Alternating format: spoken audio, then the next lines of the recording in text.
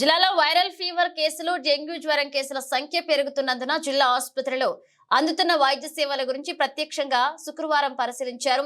ఆసుపత్రిలోని అన్ని వార్డులను తిరిగి in patient గా అడ్మిట్ అయిన రోగులతో ప్రత్యక్షంగా మాట్లాడి వారికి అందుతున్న వైద్య సేవల గురించి తెలుసుకున్నారు.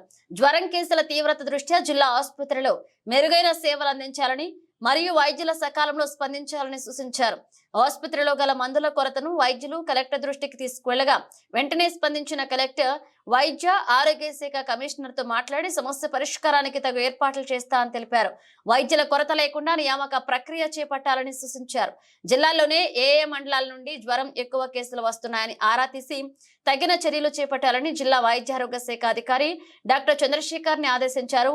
ఆసుపత్రిలో ఇన్ పేషెంట్ గా అడ్మిట్ అయ్యి చికిత్స పొందుతున్న డెంగ్యూ పాజిటివ్ కేసులను ప్రత్యక్షంగా కలిసి వారికి అందుతున్న చికిత్స వివరాలను తెలుసుకున్నారు. ఈ సీజన్ లో వ్యాధులు అధికంగా ప్రభావం చూపుతాయి కాబట్టి వైద్య ఆరోగ్య శాఖ అధికారులు అప్రమత్తంగా ఉండి ఆసుపత్రిలో శానిటేషన్ మెయింటైన్ చేస్తూ రోగులకు ఎలాంటి ఇబ్బంది కలగకుండా సకాలంలో వైద్య సేవలు అందించాలని ఆదేశించారు.